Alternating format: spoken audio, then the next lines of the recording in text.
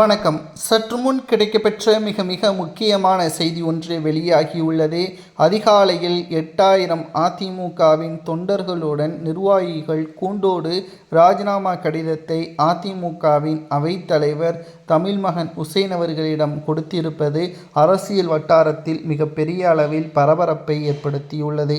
அதிமுகவில் தற்பொழுது இருக்கக்கூடிய அரசியல் கள நிலவரம் தற்பொழுது பேரதிர்ச்சியை ஏற்படுத்தியுள்ளது. எடப்பாடியின் தலைமை சரியில்லை. அதிமுகவிற்கு சசிகலா அவர்களது வருகை தேவை. சி.வி. சண்முகம், எஸ்.பி. வேலுமணிக்கு முக்கியமான அதிகாரங்கள் கொடுக்க வேண்டும். அதிமுகவில் தற்பொழுது இருக்கக்கூடிய நிர்வாகிகளது எண்ணிக்கை உயர வேண்டும். ஏற்கனவே பல்வேறு மூத்த நிர்வாகிகள் தானாக முன்வந்து ராஜினாமா செய்து தாவேகாவில் இணைந்தது போல தற்பொழுது இருக்கக்கூடிய அரசியல் கள நிலவரத்திலும் பல்வேறு குற்றச்சாட்டுகளும் தொடர்ச்சியாக முன்வைக்கப்பட்டு வருகிறது. ஏற்கனவே பல்வேறு அரசியல் காலகட்டத்தில் தலைவர்களது பேச்சை தொண்டர்களது கேட்ட நிலைமையும் உண்டு. அதே சமயம் தொண்டர்களது பேச்சை தலைமை கேட்ட சூழலும் உண்டு.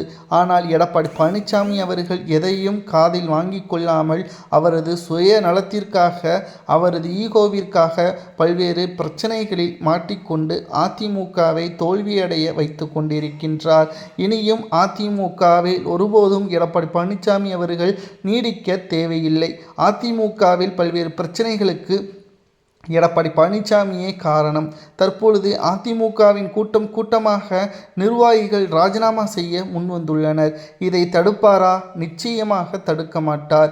யார் வேண்டுமானாலும் அதிமுகவில் இருந்து செல்லலாம் என்பதை தான் எடப்பாடி கூறுகிறாரே தவிர ஒற்றுமையுடன் அதிமுகவை வெற்றியடைய வைப்பதற்கான வழிகள் என்ன என்பது எடப்பாடிக்கு தெரியாது.